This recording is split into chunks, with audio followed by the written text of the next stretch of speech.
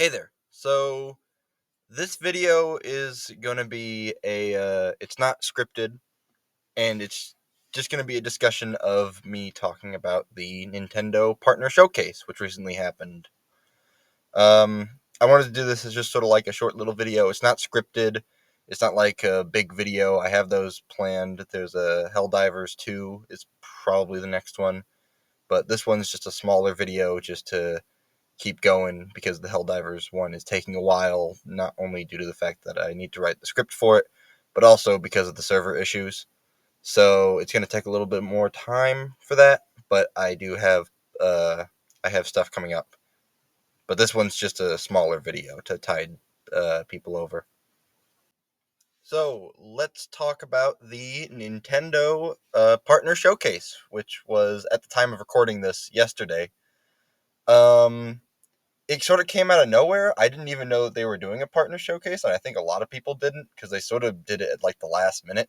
They didn't even do a live stream for it. It was literally just here it is as a video form. So I'm gonna go over all the stuff in order that they were announced during the direct and my opinion on them. But I won't have a whole lot to say about all of them, so we're just gonna go. We're just gonna keep going. Some of them are gonna be very shorter than others because a lot of these games I don't have a whole lot to say about, like Sword Art Online. But there are certain ones that I would like to especially talk about. Okay, so the direct started off, and the first thing that was announced was Grounded is coming to the Nintendo Switch. Now, this was announced beforehand, I believe. Sorta, it was like kind of leaked beforehand, I think, along with a few other Xbox games coming third party. They had that whole fiasco uh, a few days ago. It's this. I believe the games that are coming that got leaked were Grounded, Pentiment, which was also at this direct, and I won't really be talking about that one, but that was also announced for Switch. Hi-Fi Rush recently got announced for PS5, and people are saying that Sea of Thieves will probably get announced. I think it's cool that these games are going to be available for more people. I don't really see a downside to any of these games coming over. Like, a lot of people were making a big deal out of the Xbox thing, and it turned out to just be for 4 games. And the 4 games that are coming to third party um, consoles is not third party consoles, but you know what I mean as like third party games. Um, they make sense, I think. I think that it's good that more people will be able to play Grounded and Pentiment and Hi-Fi Rush, and I don't really see. I think it's a good thing. I haven't personally for Grounded. I haven't played it that much. I played it a little bit because it's on Game Pass, but personally, I haven't gotten too far into the game. But this looks like an okay version. It looks a little crusty, but I think that's just due to the nature of the Switch's lower end hardware. It's going to look a little worse, but you're sacrificing that for the portability. But overall, I think that this was a welcome addition to the Switch. After that, there was a game called Ender Magnolia Bloom in the Mist, which they said is a sequel to Ender Lilies, I believe.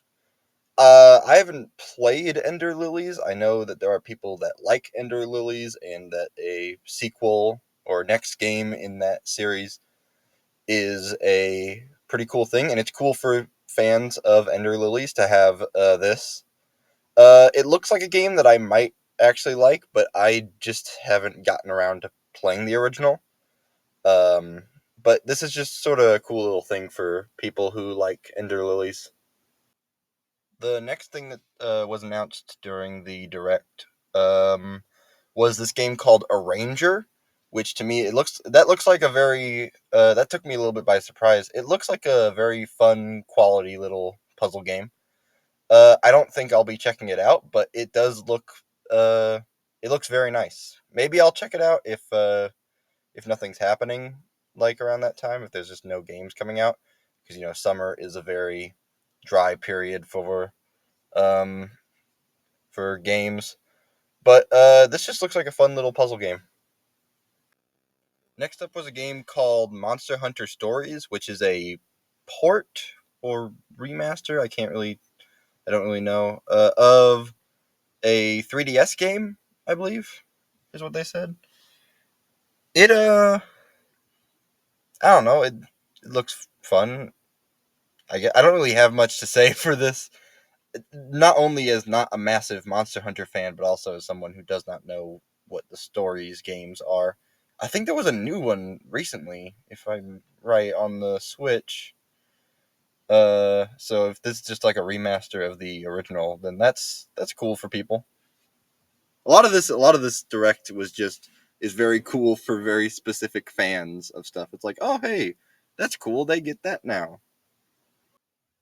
By far one of the biggest announcements at the showcase was Epic Mickey Rebrushed, which I think it looks amazing. It's a it's not just a remaster. They said it's a full blown remake of the original Epic Mickey on the Wii, which I have not played the original Epic Mickey, but I have heard amazing things about, and this would be a pretty cool way for me to experience it. Um, and a lot of people are very. I know for a lot of people, this is their favorite thing that was announced at the showcase. It looks very high quality, especially when I saw like comparison videos of it side by side with the Wii version, and the visuals are just on another level compared to the Wii version. Like that, not even with like the because it's a full blown remake, so they redid everything. All the textures and all the cutscenes are completely reanimated with new lighting and textures and everything, and it just looks amazing. Especially on the if they did show the Switch version, if that's what it looks like, then that's pretty good for the Switch. Um, but yeah, I think this was one of the highlights of the showcase, and I'm probably going to be checking that out when that comes out. Next up was Shin Megami Tensei 5 Vengeance. Now, I'm a little confused on this one. I thought it was DLC for Shin Megami Tensei 5, but it might be just like a new game entirely.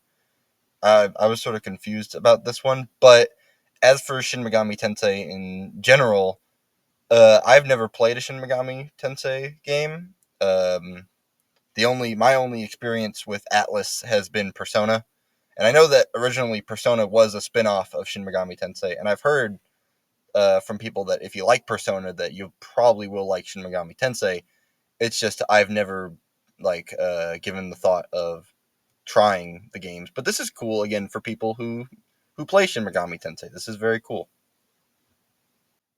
The next announcement was by far the biggest announcement for me, and it was the Star Wars Battlefront Classic Collection. Now, this actually looks awesome. Just having a new way to play the original two Battlefront games and to be able to have everyone experience those two games with their online multiplayer also. Like, you could. The thing with the original two Battlefront games is that they're still locked to their old consoles, and the only way you can play them now is with a PC. And I know there's a lot of people out there who don't have PCs. They just play games mainly on console. And so to have the Battlefront games come to the modern PlayStation, Xbox, and especially Switch for the portability factor is really cool. It's extremely um, it's very nice to have these games preserved like this on modern technology, which is not something that usually happens a whole lot. I'll probably be playing the Classic Collection myself. I'll be picking it up because they said that it's not just a straight up port. They've added in like certain things, like they added in new maps and characters that were scrapped from the original Battlefront games, which is that's pretty crazy that they're adding in cut content into this collection to make this pretty like this new collection is the ultimate way to play the original two Star Wars Battlefront games. And that's really cool. Let's see here. Next up was South Park Snow Day, which this has been announced for a while, and I really don't know how I feel about it. Like the game itself, the gameplay looks fine. It's everybody's just the main thing everybody's focusing on is the visuals, And the gameplay, I'm looking at the gameplay, and it does look the gameplay looks less fun than the two 2D South Park games, and the visuals are a definite downgrade. I don't know. I don't care if you like the new visuals, the new 3D graphic visuals. You can't deny that the old style of the original two RPGs made by Ubisoft were way better. Just because it looked like it's so crazy to play those games because it feels like you're playing an episode from the show.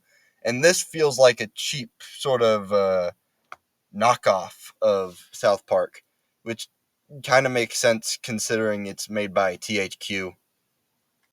Sword Art Online Fractured Daydream was another one. Yeah, I have no input on the Sword Art Online stuff. Um, I guess again, it's cool for people that like it, but I just have nothing to talk about. Gundam Breaker 4 was here, which to my knowledge, I don't know anything about Gundam or the Gundam Breaker games, but I don't think the first three are on Switch. You can let me know in the comments if I'm wrong about that, but I really just don't know if they just put the fourth one on Switch and just ignored the original three. But maybe I don't know anything about that, so you can let me know if I'm wrong down in the comments, which I probably am because I don't know anything. But it's, again, cool for Gundam fans. The only Gundam game that I really got into was that the first person shooter one, the Gundam Evolution, that hero shooter type thing. I actually really got into that one, and it's a shame that that one died so soon. But yeah, it's just cool to. I guess it's just cool to have games like this on Switch. It looks like a fun quality, like it's a fighting like beat 'em up uh, style game. It looks quality. Next up was Super Monkey Ball Banana Rumble. Now this is a brand new Monkey Ball game. It's not we for a while the Monkey Ball games have just been like it's a port or it's just a bunch of the old levels remastered, like we got with Banana Mania, which I actually liked Banana Mania. But this is a brand new, fully like all the levels are new and everything like completely from the ground up new Monkey Ball game, which it looks pretty good. I'm not a big judge of Monkey Ball quality. That's more for people who are like really into the series. Um, but I definitely think that it looks like a quality game. I'll probably pick it up because when it's coming out, it's like June, I think, and there's like nothing happening then because it's summer. So I'll definitely pick it up and I'll play it. And yeah, they showed off the multiplayer mode they specifically were focusing on, and that actually looked pretty crazy. The having multiple monkey balls all around a course bumping into each other and just that looks like just like a crazy party fun type game, and that's like the thing that's getting me the most like excited about that. But also the new levels look cool, and now Monkey Ball finally has that dash move, which I'm like I saw that and thought that that was an old move, but they're saying that that's new to this game. So I guess that's something to look forward to. World of Goo 2 was also here, and it was not only this World of Goo 2, I believe, was announced at the Game Awards, but this one actually had a release date and the announcement that it is a Nintendo Switch exclusive, which I wasn't expecting World of Goo 2 to be exclusive, but it makes sense considering the first one was for a long time exclusive to WiiWare. Um, it looks like a very fun puzzle game. I always love very simple but very challenging puzzle games, and this one looks like it. I haven't played the original World of Goo. I have that on my Steam wish list, and I've been meaning to check that out for a while, but I don't know. Maybe this looks like a game I would enjoy a whole lot, and I'll definitely be playing it when it comes out. Fantasy Life I, The Girl Who Steals Time. It wouldn't be a Nintendo Direct without some garbage in here. Yeah, it looks this game looks super generic. I'm not even gonna lie. It looks so bare bones and like. And I really don't want to be saying that because it's made by Level 5, and I really like Level 5 games. Ni no Kuni, Wrath of the White Witch, is one of my favorite games of all time, and I love the Yokai Watch games, but it's really you got to do some slop every now and again. And I get it that Level 5, they've had it rough for a few years. There was that one thing where Level 5 said they weren't going to be publishing any games in America anymore because of how poorly they were performing, I think. But then they came back with that Professor Layton announcement, and they're doing this, and this is like another one, which is like a detective game, I think. But this looks super bland and generic to me, and I probably won't be picking this one up. Another Crab's Treasure is the next one, and this one I've actually excuse me, I actually have had this one on my radar for a while because I played the demo back at Steam Next Fest, I believe, is when it got its demo, and I liked the demo. It's basically it's Dark Souls, but you're a crab, pretty much. Um, and that's just the concept is funny, and the gameplay is really well executed. I'll definitely be picking up it when it comes out, and you'll probably see me do a video on it. But yeah, that's really all I got to say for now. I'll probably talk more about it when I play it when it comes out. But yeah, the next game that was shown off was Penny's Big Breakaway, which not only was got a brand new trailer in this showcase, but also it released that very same day. In fact, I have it installed on my Switch right now. Now this one I've been waiting for this game for a while. Uh, I'm definitely gonna be doing a video. You'll definitely see a video of Penny's Big Breakaway. It's from the creator of Sonic Mania, Christian Whitehead, and it's him and that exact same Sonic Mania team. Just they're doing a 3D platformer now instead of 2D like Sonic Mania was. And I can't wait to play this. I haven't played it yet. I have it installed, but I haven't played it yet.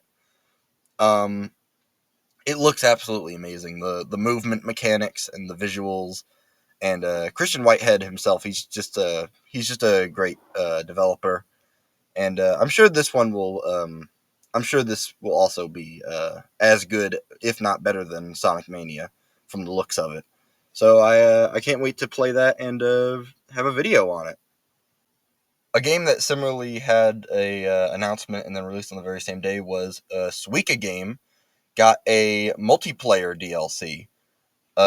It's paid DLC, which I don't know about that considering it's very cheap DLC. It's like $2, but I've played the multiplayer a little bit um with my brother, and it's a lot of fun. And Suika Game itself is just a lot of fun. It's Suika Game's like one of those. It's very simple little puzzle games, but it's got a lot of depth to it when you like think about like stuff like Tetris and stuff where it looks very similar on the outside, but it's very complex on the inside when you really delve into it. And having multiplayer makes a whole lot of sense. Right now, it's only couch multiplayer, but they have stated that they are in the future. If you buy this DLC, not only will you get the couch co-op, not co-op, multiplayer, but you'll also be getting the online multiplayer when that comes out, and I can't wait to play that. This game feels like it's perfect for online multiplayer, so I can't wait to be playing that when that happens. Pepper Grinder was the next one, and this one's been in the works for Pepper Grinder's been in the works for a while now. I think it was like at I remember seeing this game in a Donkey video back in like when he did his PAX like 2014 2013 video, I think. And that's it's kind of crazy that it's taken this long, but it definitely, if you go back to like that Donkey video, because that's the one that I know, and you look at like the old builds of the game, it's so clear that they've spruced it up so much, and it looks incredible right now. It looks like a very fast and fluid 2D platformer, and it looks like it'll be extremely fun and satisfying with the controls. Hopefully, this does well. It definitely seems like a very me type game. Like it's a type of game that I would like a whole lot. I'm guessing it'll do well. I really hope it does because of how long they've waited for this, and also the fact that it's published by Devolver Digital, which usually their stuff. I usually like the stuff that Devolver Digital does. I don't like all their stuff because they're just publishers, and they just sort of pick. They pick developers, and sometimes you get a good one, sometimes you get a bad one. But most of the time, Devolver Digital is extremely careful when they pick the developers, and this one looks like a very polished game experience. Pocket Card Jockey Ride On. Next up was a highlight reel of just a bunch of games coming to the Switch. I already said about Pentiment, but there was a few others that were just sort of thrown in here as a highlight reel. There was like a Demon Slayer one, I think. Just sort of thrown out there with a few games, and there's not really much to say because they most of them are just like ports and stuff, or like stuff I don't really have that much to say about. So I'm just gonna group them all here. Um, yeah, that's that. Nintendo Switch Online got a few new things. The main thing that they showed off was Rare games, the Rareware. Their games coming over, stuff like Blast Core and Battletoads, and Killer Instinct, which again just shows how open Xbox is currently trying to be with they're allowing way more games to come over to the Switch and to PlayStation and stuff, and it's really cool to see that. But ain't nobody talking about the Rare games here. Everybody has been talking about this. You see it like probably all over YouTube and Twitter and stuff, where we in America got the Rareware games on Nintendo Switch Online, but Japan had a different thing at this part of the direct where they announced Mother 3 is coming to the Nintendo Switch Online uh, service, which just hurt. That just hurt Nintendo fans like me and Earthbound fans and Mother fans just way more. Just like, come on, Nintendo. I know why they don't release it. I know there's a very clear reason why, and there's been multiple statements from people who worked at Nintendo, including like Reggie, who have stated before that you aren't getting Mother 3, stop asking for it. But it just sort of hurts that it's one of the few times they're re-releasing Mother 3 and it's only in Japan. Like I don't know.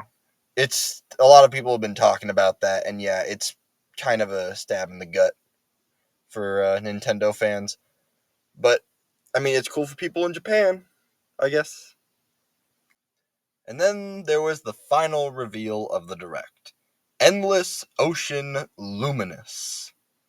I have no idea what this thing is. Apparently, it's some game that a lot of people like. It has a like very devoted fan base. It's like a small fan base, but it's a very devoted one who has been asking for this for a while. And again, that's very cool.